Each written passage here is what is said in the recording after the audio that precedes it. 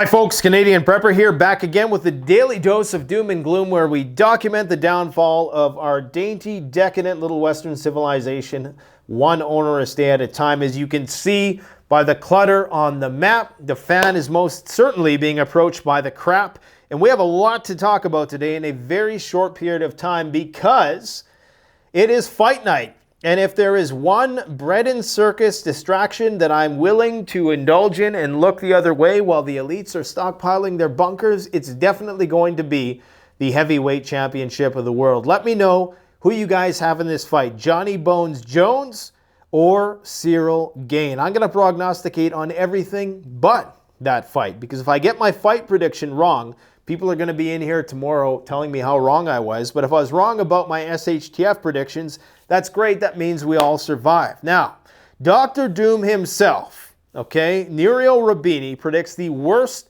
stock market crash in history, likely going to happen this year. Some people are predicting the S&P 500 is going to drop 30%. Could you imagine another 30%? He chalks this up to the fact that the current debt to GDP ratio is 420%. Compare that to the dirty, hairy 1970s when people were getting in fistfights for gasoline. It was only 100%. Imagine today, looking at the state of our cities today, how well armed everybody is. It's not going to be pretty. Anyways, we're going to talk about that and other economic factors. We got Russia preparing for martial law by royal decree of Vladimir Putin himself, sending down an order that suggests that when the martial law is inevitably imposed in that country, when World War III officially kicks off, that the companies, any private companies that remain, are going to be commandeered by the government in order to effectively be at the behest of their own unique brand of military-industrial complex, we'll say. We have one of the most substantial, not necessarily the largest, but the most substantial military exercise ever taking place on the South Korean peninsula in the coming weeks ahead. And why is it the most substantial? Well, it's because North Korea has said if you go ahead with this joint military exercise between the South Koreans and the Americans, which involves essentially going to war with North Korea and neutralizing them, so to speak, that they're going to potentially throw out a nuclear response. So things are going to get spicy on the Korean Peninsula, to say the least. We'll talk about that and other things that are going on in the East. We have the largest military exercise ever in France, currently taking place with 2,300 vehicles. This is Orion 2023. Clearly, they're preparing to engage in a war with the Russians, although they deny that that's what the purpose is for. I can't foresee who else the French would go to war with. There's not many helpless African countries left to conquer, so I presume that it must be them preparing for war with the Russians. We have explosions ringing out near Moscow last night, all the more justification to move even more air defense systems within to that region. We have the Russian Duma calling for a declaration of war. Members of the Russian Duma, in light of the recent Bryansk transgressions, the saboteurs, the Ukrainian saboteurs that came over the border and engaged in some gunfights in Russia, which I think is perfectly justified. If you're in a war with the Russians, then you should expect that they're going to probably come on your territory someday and do drone strikes and whatnot. Anyways, they're saying that we need to cut it out with all of this special military operation business, and we need to declare full-on declaration of war already. Obviously, for PR purposes, the Russians are reticent to do this. The Russians are also preparing their schools for World War III. Every single school in Russia is going back and utilizing something from the Soviet-era playbook, getting all of their high school children, if you will, teenagers, I guess you'd say, prepared to deal with small arms, first aid, and of course, manage nuclear fallout and what to do in a nuclear fallout situation. We have Europe switching to a war economy in response to all this craziness, and the Wagner head, Prigozhin, well in Bakhmut, has basically sent out a rallying cry saying that if you join the Wagner group now, you may have a seat at the officers' table when World War III begins. Now, I'm paraphrasing and being slightly facetious, but what he's essentially saying is that World War III is coming, and you better sign up now than be conscripted later. He's practically telling the world exactly what is coming. We have Europe in response to this switching to a war economy, saying that they cannot currently compete with all of these royal decrees being put down by Putin to get them on a war footing, and these declarations of martial law and the commandeering of their industrial sector towards the end of churning out weapons and armaments 24/7. Joseph Borrell, head of the EU, says that we need to compete. So we need to get on a war footing. We're going to talk about what a war economy is in today's video. We have the Judgment Day plane currently in Iceland. That is the command and control plane for the U.S. nuclear forces, obviously putting Putin on higher alert than he already has been, of course, in response to the suspension of the New START treaty. Bakhmut is effectively collapsing, the Ukrainian line that is, and we're going to talk about why that is the linchpin of the Ukrainian front line and why it could be the beginning of the end. We have Victoria Nuland's plans for a Crimean attack seem to be the preferred choice in Washington. We're going to talk about why that might trigger a bigger war in Europe. And we have the U.S. Army Secretary saying that not only is the U.S. preparing for war with China, but we should also expect attacks here in the USA. So how is that for a optimistic outlook on things? Oh, and the bird flu is mutating. Now, where should we start today? Let's start over here.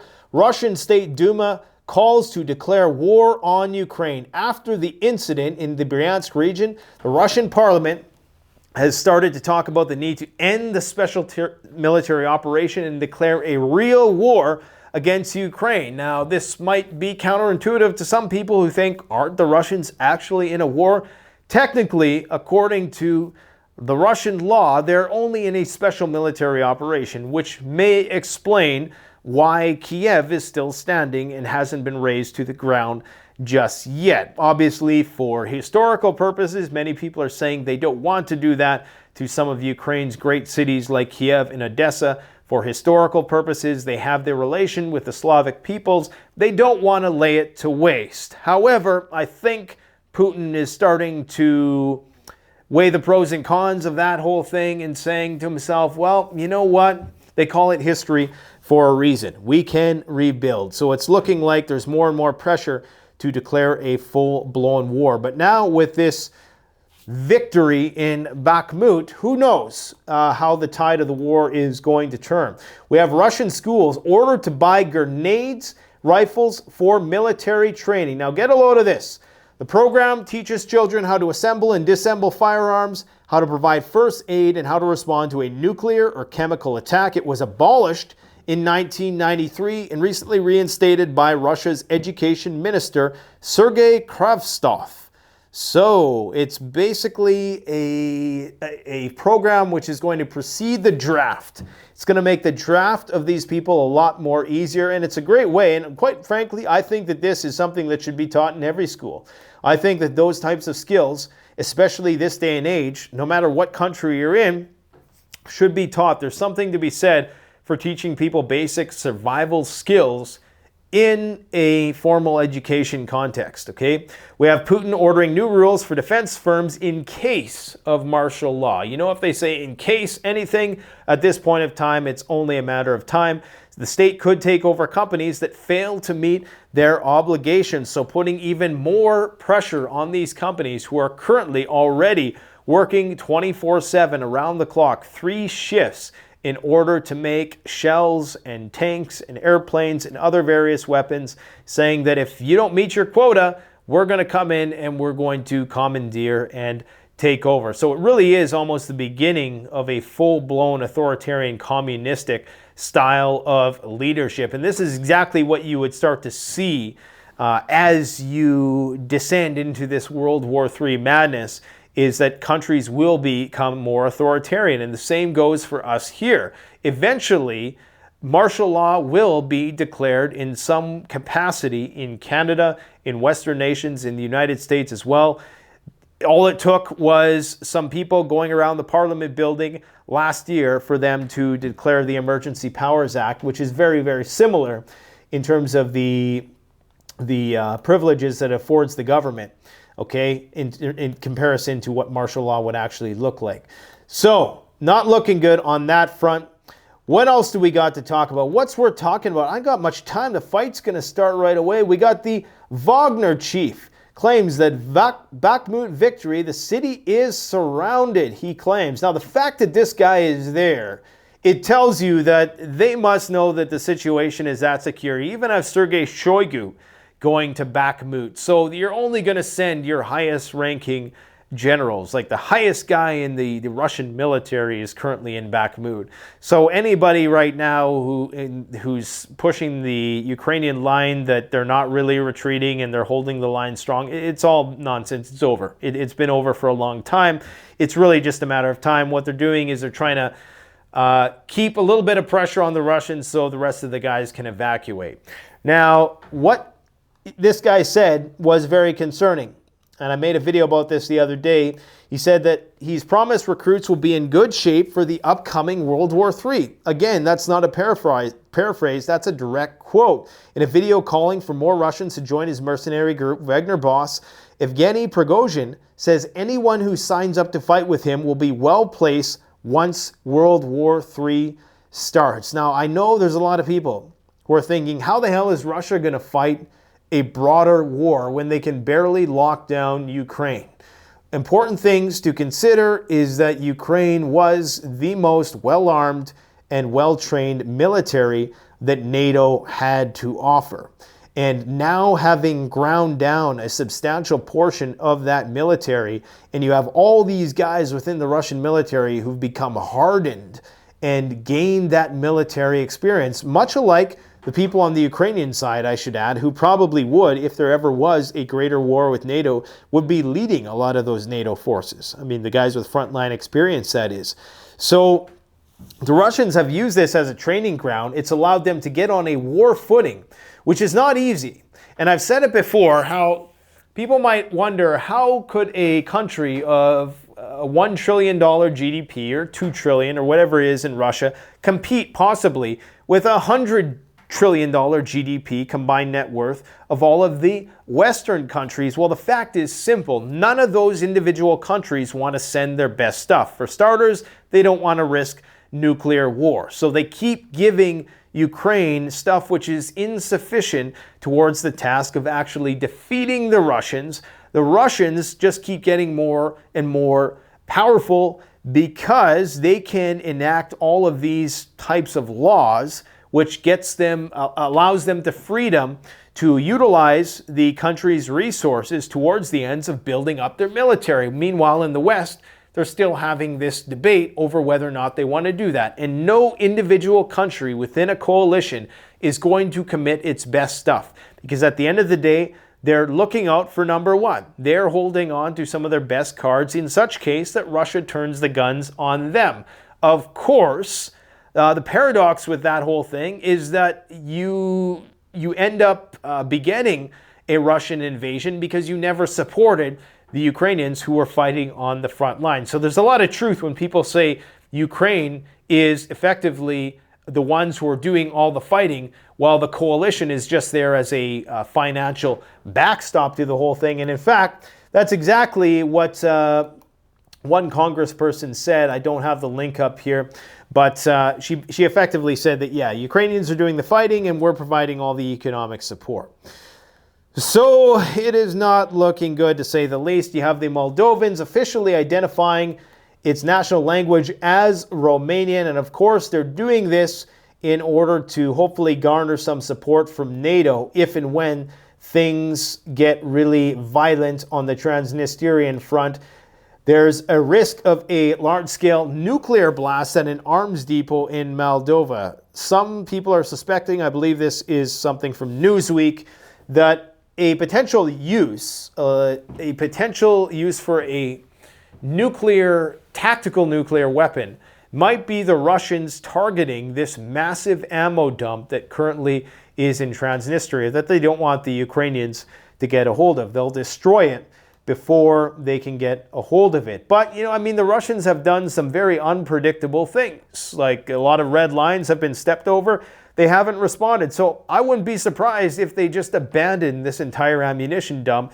Would obviously not be the strategic thing to do, but the way that this war has been going, the Russians are doing some very strange things. We have the Chinese basically saying, you know what, we're going to work with Belarus, and I think the idea here is that Belarus excuse me, is going to act as an intermediary to get weapons funneled to Russia from Belarus, a way to sidestep sanctions. I don't think it's going to last too long, though. I'm pretty sure that the Western countries are going to get wise to what's going on, and that'll be that. And Belarus will be on the same kind of crap list as the Russians and the Chinese.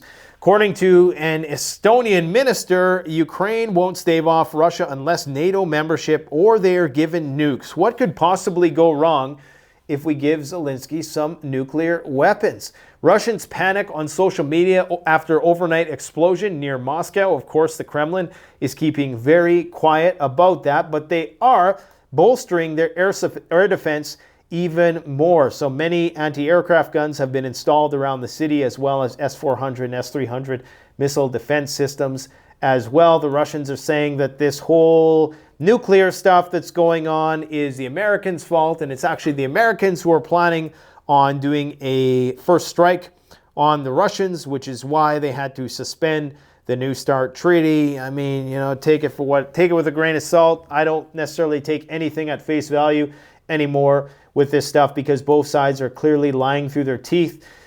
The EU must shift to a wartime economy. Well, what is a wartime economy, and why does the EU need to shift to one?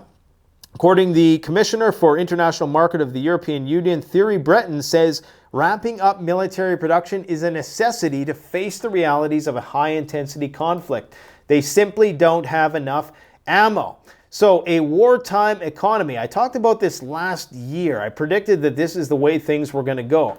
Basically, that involves things like conscription, it involves rationing certain things, it involves government takeover of various private industry towards the ends of making more weapons at a faster and faster pace. Right now, the entirety of NATO cannot supply Ukraine the amount of artillery shells that it needs. So this is why they need to do this. There's also another theory, and you know how Gerald Celente always says, when all else fails, they take you to war. He says it exactly like that. He says that because there's something called military Keynesianism. Is that how you pronounce it? Keynesianism? It's when the government's military budget stabilizes business cycles and fluctuations and is used to fight recessions. And they do that by basically taking the country to war. The military-industrial complex has some stimulating economic effects, according to the military Keynesians. So I guess we're going to see if that's exactly what happens. I think that's the only way they're going to get out of this coming recession that's being predicted by Nouriel Roubini. Worst ever economic crash coming. The great stagflationary debt crisis will hit markets this year, the famed economist warns. He said, pointing out the debt ratio in advanced economies was only 100% of GDP in the 1970s, while currently it's 420% in terms of private and public debt. He thinks that the Fed funds rate will have to be certainly above 6%. I'm not sure what it is right now, 4.5, 5 or something like that, to achieve a 2% inflation target. But if you raise interest rates to 6%, then you're going to have a really hard landing, because all that debt will have to be serviced at 6%.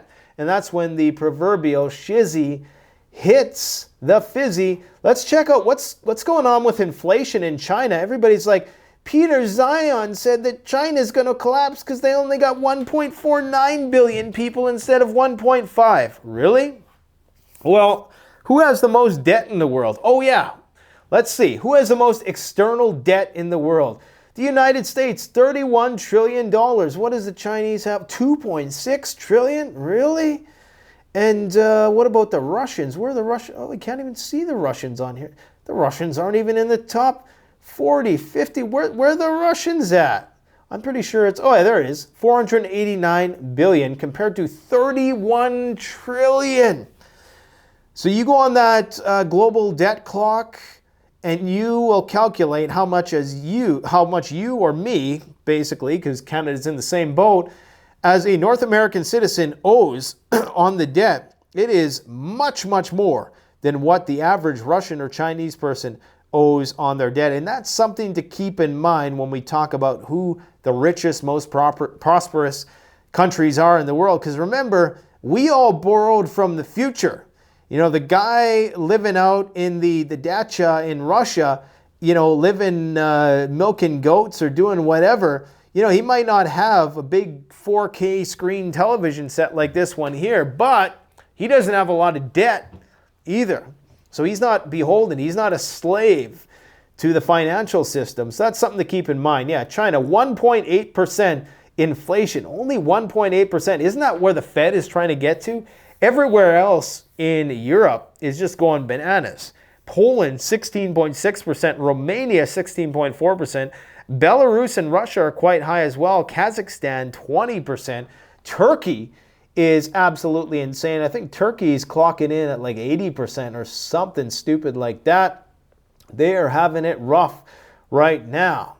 Where else should we go? I was going to talk about sun cycles, but I don't got time for this. I mean, there's all these solar storms right now. Every other week I'm hearing about a front-facing, you know, sunspot, solar storm, X-class solar flare. It's only a matter of time before we have another Carrington event. Most of you guys know this already, but the Judgment Day aircraft, the E-6B Mercury, has been assigned to Iceland. That's the Strategic Command of the U.S. Wing 1 of their nuclear forces.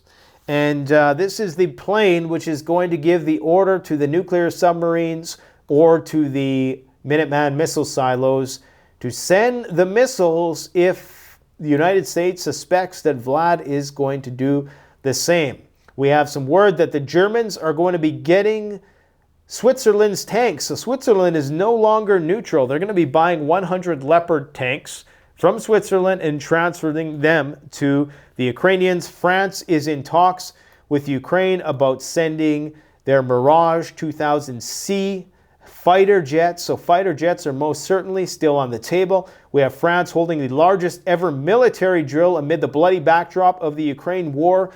Critics of this exercise, Orion 2023, say that France is in open preparation for war with Russia. Well, who else would they be preparing for? None of those defenseless African countries, I imagine. We have 2,300 military vehicles, 40 warplanes, 100 drones, 30 warships, and France's biggest aircraft carrier, Charles de Gaulle. Preparing for what, you might ask? Well, they're preparing for the shizzy to hit the fizzy. What's going on in the Middle East? Well, the Israelis are saying, look, the window to attack Iran is closing because they're worried about these things right here. These are the S-400 systems, okay? And they've basically admitted, in being so worried about the Iranians getting S-400 missile defense from the Russians, they're basically admitting that the F-35 is going to have a problem with the S-400. And that's what everybody really wants to know. Is the F-35 going to be able to defeat the S-400 missile defense? Well, the Israelis are saying that the Iranians could get these S-400s any day now. Obviously, it's going to be a while.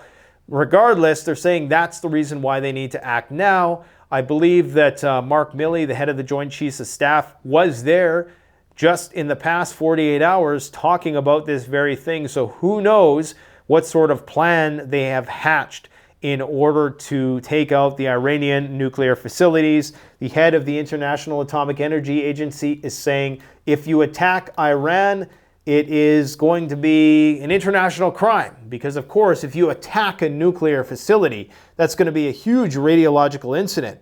But Israel's defense minister, and of course you got the warhawk Netanyahu in there right now, they're saying that they need to cooperate against Iran immediately. There's no longer any sort of deal right now with the Iranians. The Iranians have agreed to turn the surveillance cameras on in their nuclear facilities once again. Will that suffice to stave off an attack from the Israelis and the Americans? It's hard to say at this point because the Americans are getting stretched out.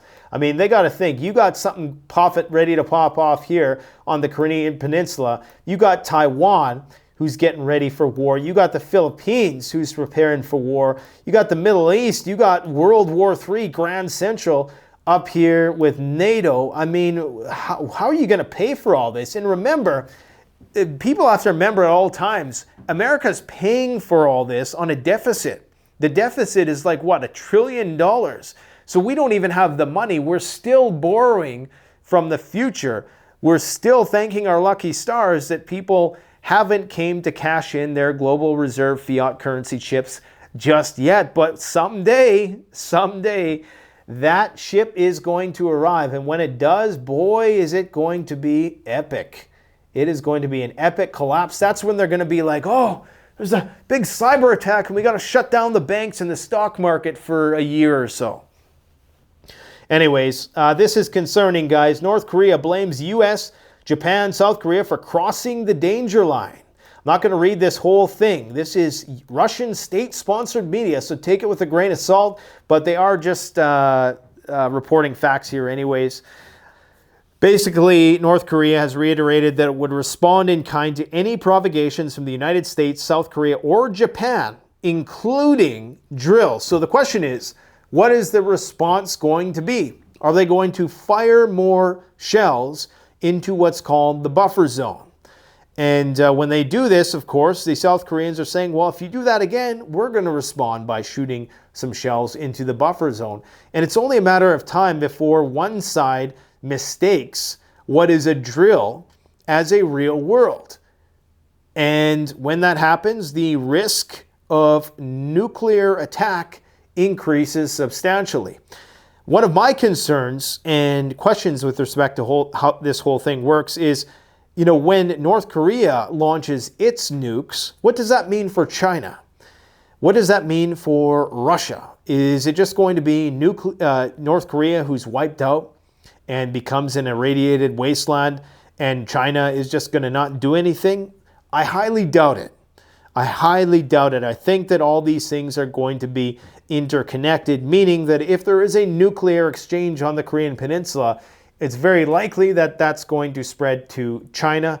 China, of course, has very, very strong economic ties with Russia, as strong as they've ever been before. So you know the Russians are going to have to respond. They have a limitless, as they've called it, partnership with the Chinese. So man, oh man, is it ever just getting crazy. The Chinese military is on high alert in the Taiwan Strait. With respect to bird flu, there's been more cases of bird flu found in China. And it's concerning because there are different strains and they're being found farther and farther apart. So these two strains which were found were 800 miles apart in China. And of course, there is concern that the Cambodian strain that killed the girl, they said that it looked like it had passed through another human prior to that. Now, they've ruled out human-to-human transmission, but they are saying that it looks as though it's mutating to become more effective in infecting mammals. And of course, us being mammals, it's only a matter of time before this zoonotic disease makes a complete jump into humans. And it seems like everything is just going to converge at once. We got El Nino kicking in this year. The climate is just completely backwards right now. I mean, Europe still hasn't seen winter. There's record temperatures all around the world. California got hit with one of the worst storms in their history, which is good for the drought. The one good news is that at least as of now, the drought has been somewhat mitigated in certain spots. But expect that it's going to be a very, very hot summer. So I would encourage people, if you don't have an air conditioner yet, get one, especially if you live in a place that is not prone to needing air conditioners, because typically it doesn't get very hot there. It's going to get very, very hot there because now, of course, we're in El Nino. And just imagine the last couple of years with all the record temperatures that were broken, we were in La Nina. And El Nino in various parts of the world means for a much, much hotter climate. Anyways, there's a deal here for you guys. If you got money, Rare U.S. missile silo for sale, can survive huge nuclear blast. Whereabouts is this located? You can just Google that. Rare U.S. missile silo for sale. I'm not sure exactly the location of this one, but I know like back in the day you could buy them for like $1 because the government was just trying to get rid of them. But anyways, I think that's all we got to report today. I got to get going. Got to go watch the fight. I think that's about it. Oh yeah, the iPhone. And this is how you know. This is how you know that the decoupling is in full swing. That the biggest company in the world, Apple, is moving all of their stuff because they know what's coming with China. And I'm surprised Tesla hasn't done this. In fact, Elon Musk got his hand slapped the other day because he said something about lab leak that the Chinese government didn't like. They have a very big factory in Shanghai, which is rolling cars off the factory line at a record pace right now. I'm wondering how that whole situation is going to pan out. I do believe they're planning on building a new facility in Mexico. So anyways, guys, all this means is that, you know, they don't want, Apple doesn't want their business model compromised just because the U.S. decides to get in a war with China. Oh, I forgot. There's also another big military exercise right now. Concurrently, in March, we got 3 major exercises happening. One in Korea, one in France, and the 6,000 U.S. soldiers taking part in Cobra Gold exercise in Thailand. It is going to be a very, very trigger-happy, sensitive month for the ages in terms of nuclear saber-rattling.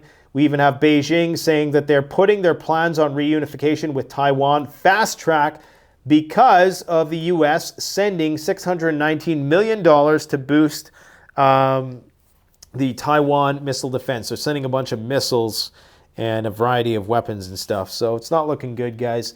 So just enjoy your life. Life is short. We could die tomorrow. We could die today. You just never know. So don't let this stuff get you in too much of a tizzy. The shizzy is going to hit the fizzy when it isy, and there's not much you can do about it. But, I mean, you can prepare. That's the best thing you can do. So be prepared, not scared. Don't forget, go check out our recent interview we did with Joel Salatin. A wealth of information with respect to farming. I probably got about 6 videos in the pipe just that I'm just waiting to release, and they're all much higher production videos than this. This is not the typical thing we do on this channel, guys. We try to give people actionable information, but you know, some people, they just want to know what's going on in the world, and I totally get it. I'm right there with you. Anyways, take care, and let me know who you got in this fight tonight. Thanks for watching. Don't forget to like, comment, subscribe. Canadian Prepper out.